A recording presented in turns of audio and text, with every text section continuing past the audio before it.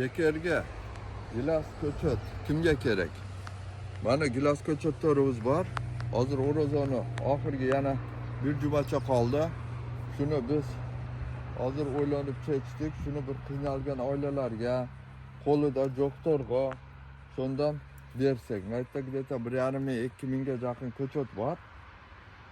Ihson qilib, chisti bekerga Allohning roziligi uchun shuna bor tikib qo'yinglar. Buni hali tikkani yana bir 10-15 kun vaqt bor. Hali buchurlari o'rganaylik. Birozgisi ozmoz o'rgandi, birozgisi mana hali o'rganaylik.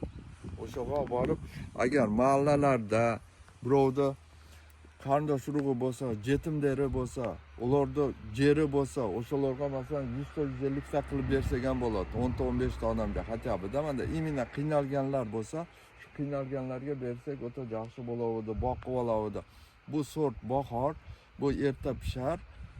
Bu hozir issiq yerlarga yaxshiroq. Tuyamo'yin, shamol desay, mana Batkenda, Xalmyonda o'sha yoqdagi klimatga o'ta yaxshi tushadi, zo'r bo'ladi.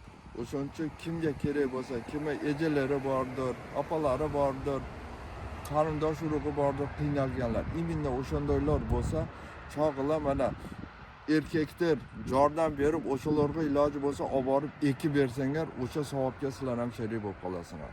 Shu mana maytda где-то 2 mingga yaqin ko'chat bor.